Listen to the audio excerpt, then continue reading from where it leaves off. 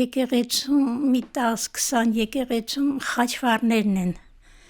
պատվիրել են իմ աշխատանքներն են, միայն դրանով եմ ուրախանում փոքր-ինչ։ Ինչեր է, Տիկին Արմիկը, բացատրեք։ Խաչվառը, երբ որ պատարագի ընթացքում դրոշակի նման երկկողմանի սրբանկարներ են, թափորից առաջ գնում է այդ խաչվառը, կոչվում է խաչվառ։ Դա Հիսուսի, այսինքն հոգևոր ոնց որ առաջնորդող խաչը ինչ է, քրիստոնյայի նշանն է, չէ՞։ Իսկ այդ խաչվառը թափորի նշանն է, գնում ես ընդառաջ եւ վերջապես պատարագը ինչ է, Հիսուսին հիշելու, Աստծուն հիշելու արարողակարգ է։ Դրա համար այդպես այդ գործը որ անում եմ հիմա ժամանակ Էլի հոգին եք սնում ձեր։ Իհարկե, պատկերացրեք, ես այն ժամանակ շատ ավելի հոգևոր կյանքով եմ ապրում, որովհետև դա կապ չունի, նկար ես անում, հա, սովորական կարող ես նկար անել եւ ստեղծագործել абստրակտ եւ այլն, նրան ուժապետք, աննորմալ ներողություն, պահվածք էլ կարող է լինի, գիշերով անես, կապ չունի, սարի վրա էլ անես, բայց հոգևոր աշխատանքը դա աղոթական վիճակ է, երբ որ նայում ես, պետք է քեզ տրամադրի աղոթական վիճակի, մտքով պիտի գոնե փոխվես այն աշխարհ։ Դրա համար, երբ որ աղոթական վիճակով չի, այնքան նկարներ կան, ցավոք սրտի վերջիս շրջանում, ինչ որ եկեղեցիներում ավելի ճարտարապետական ոճի նկարներ են, հոգին բացակայում է, էդ էլ է ցավ իմ համար։ Շատ հայտնի արվեստագետներ չեն հանդգնում, ռիսկ չեն անի հոգևոր թեմայով ստեղծագործել, հավանաբար ձեր ասած ձեր ձևակերպում աղոթական վիճակի պիտի հասնել, որ կարողանա մարդ հոգևոր թեմայով ստեղծագործի։ Իրոք դա այդպես է։ Մենք մեր հարուստ այդ մշակույթը ցավոք աղավաղեցինք, սիրողական,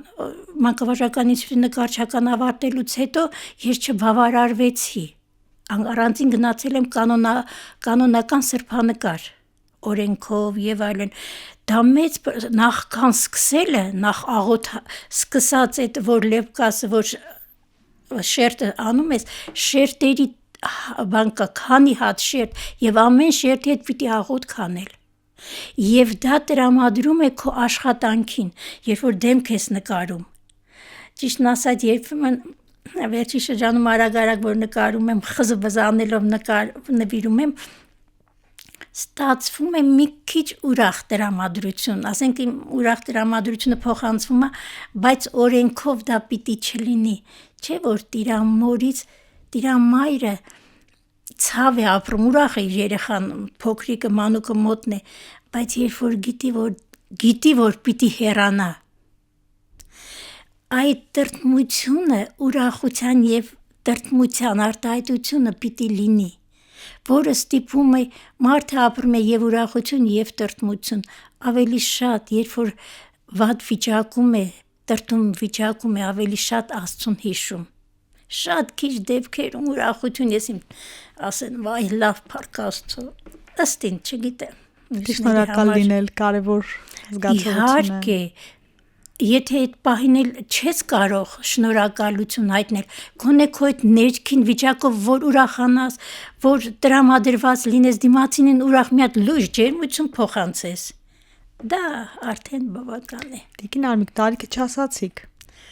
Ախ, չարաբախտ, այդ հարցը 60+։ Հրաշալի է։ Ինչ մենք հանդիպել ենք, ձեր հեռախոսը չի դադարում զանգելուց, ձեզ զանգահարում են, դուք պետքական մարդ եք, ձեր օր ինչպես է անցնում։ Շատ տարբեր, շատ զբաղվածություն, այստեղ ես չեմ դժգոհում, ինչ անում եմ, շատ հաճույքով եմ անում, հասցնում եմ, այսպես հոգին երևի, Աստված հասցնում է ամեն ինչ, ուղղակի այստեղ տղաս է շատ տուժում։ Ըմբոստանում է։ Մեկ դեղին քարտ, արդեն հասել է կարմիր քարտ ցույց տալ, միայն ինքն է տուժում։ Ուշադրության առումով, ընկերության առումով։ Դե բնական է տանը քիչ եմ լինում, չէ՞ որ դրսում եմ շատ լինում։ Այն որ ասում ախ եմ անում տանը լինել։ Դրա համար չի ստացվում ստեղծագործելու պահը։ Տիկին Արմիկ, ես երկար մտածել եմ աշխատող սոցիալական կյանքում ակտիվ կանանց մոտ, այսինքն բալանսը շատ դժվար է ապահովել արտաքին տեսքի, կենցաղային գործերի, հասարակական կյանքում ակտիվության, պարտադիր եւ երեխաների հետ մասով, ինչ որ մի բանը պետք է այս քառանկյան մեջ դուժի, ձեր դեպքում բացի որ ընտանիքում ձեզ պակասն են զգում, էլ որտեղ է որ դուք տեսնում եք որ ավելին է պետք անել։ Ես ապրում եմ այնպես, ինչպես ստացվում է։ Ինչ որ մի բան եթե չի լինում, պատկերացրեք այն արտահայտությունը կա, ասում է, այս Աստված սենց էր ուզում։ Եվ դա այնքան ճիշտ արտահայտություն է, եթե դու արդեն հոգով, քո հոգին էլ այսպես ընթացքի մեջ է, չէ, եթե դա չի լինում, եղել է ժամանակ շատ եմ տրտմել հատկապես հոգևոր հավատացյալ կոչված միջավայրից, շատ հուզվել եմ եւ այլն, հետո մտածում եմ Աստված ջան, բա ինչու իմ սուրբ հոգին տրտմեցրի, ինչի չար ուրախացավ։ Եվ վերջապես որպես քրիստոնյա Քրիստոսին թողեցին, լքեցին, գնաց մենակ, ես ով եմ որ։ Դες մխիթարվում ուրախ Հիսուսի ներկայությամբ գնում եմ։ Էդ է երևի իմ ապրելաձևը չէ։ Իսկ երաժշտությունը եւ բարը ձեր կյանքում։ Եթե նկարչական չգնայի, հաստատ երաժշտությունը իմ էությունն է։ Երևի Աստված չի թողի, որ ես չվերանամ, չթրջեմ, մի փոքր աշխարհի մեջ մնամ։ Շատ իմ համար երաժշտությունը նկարչում եւ երաժշտությունը մի քիչ ավելի էլ է զորությամբ, ավելի շատ տեղ է գրավում։ Հատկապես ինչ տեսակ երաժշտություն եք սիրում։ Ամենատարբեր լսել։ Ամենատարբեր, ռոք, բլյուզ։ Միայն մի փոքր կաղում եմ, ես ռաբիս չեմ լսել մեր ընտանիքում։ Ծնողներ հայրս մենք չենք լսել, ես այդպես սովոր չեմ, բայց լինում է հարսանիք ուրախությանը, երաժշտությունը անկախ քեզանից ասած եղբորս թորներ ասում Արմիկ Հորկուրը հենց երաժշտություն տեսնում է ձեռքերը բարձրացնում է, այսինքն տրամադրության հետ կապված է միգուցե այդպես, բայց բարձր որակի երաժշտություն եմ, պիտի բարձր որակի լինի, միջին ցածր երաժշտություն այդպես հետաքրքիր։ Դասական լսում եք, ռոքից ինչ եք սիրում։ Դասական անգամ շատ ժամանակ սիմֆոնիկ երաժշտության հրավերք ենք ունենում հաճախ, իսկ նախկինում անպայման պապկան մոտս պիտի լիներ, պիտի նկարեի։ Երբ որ երաժշտություն եմ լսում հոգևոր, հատկապես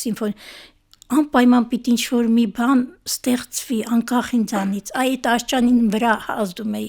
սիմֆոնիան եւ ընդհանրապես բալետ, օպերա ով չի սիրի։ Իսկ ռոքից։ Ռոքել եմ սիրում ավելի շատ բլյուզ այդ կարգի։ Հրաշալի։ Ինչ կարևորություն են սոցիալական կապերը ձեր կյանքում։ Ես գիտեմ, որ դուք շատ ընկերներ ունեք, հագեցած կյանքով եք ապրում։ Կարևոր է, իհարկե կարևոր է։ Հետո ես երբեմն այդ հարցի հիմա որ տալիս եք մտածել եմ երբեմն հետ, ինչու ես ավելի շատ ինձանով չեմ զբաղվում,